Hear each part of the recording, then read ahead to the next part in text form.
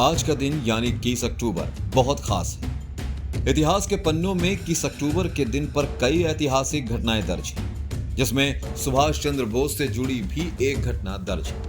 यह घटना नेताजी सुभाष चंद्र बोस के पराक्रम का परिचय देती है। दरअसल आज ही के दिन साल 1943 में आजाद हिंद फौज के सर्वोच्च सेनापति के रूप में स्वतंत्र भारत की वैकल्पिक सरकार बनाई गई और उसे आरजी हुकूमत आजाद हिंद का नाम दिया गया। जी हां, उन्होंने ब्रिटिश हुकूमत रहते हुए ही अपनी सरकार बना दी थी और प्रधानमंत्री आदि नियुक्त कर दिए थे। नेताजी का मानना था कि भारत को अपनी स्वतंत्रता के लिए विश्व युद्ध का फायदा उठाना चाहिए और अंग्रेजों के खिलाफ लड़ रहे देशों की मदद से भारत से ब्रिटिश हुकूमत को उखाड़ फेंकना चाहिए। सुभाष चंद्र बोस का मानना था कि सशस्त्र संघर्ष से ही भारत को आजाद करवाया जा सकता है।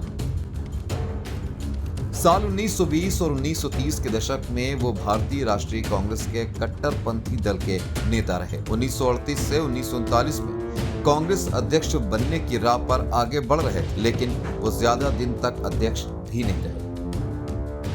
इसके लिए वो अलग अलग देशों में गए और दूसरे विश्व युद्ध में अहम भूमिका निभाई।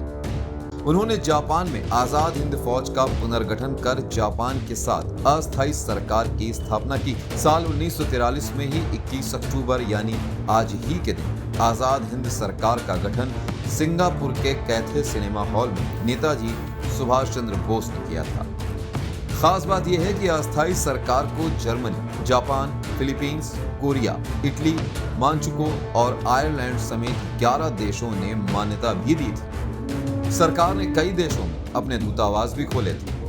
नेताजी सुभाष चंद्र बोस ने अस्थायी सरकार बनाने के साथ आजाद हिंद फौज में नई जान भी फूंकी। इसका मुख्यालय भी उन्होंने सिंगापुर में ही बनाया। उन्होंने ये घोषणा आजादी से करीब 4 साल पहले ही कर दी थी और इसका भारत में भी काफी प्रभाव पड़ा था।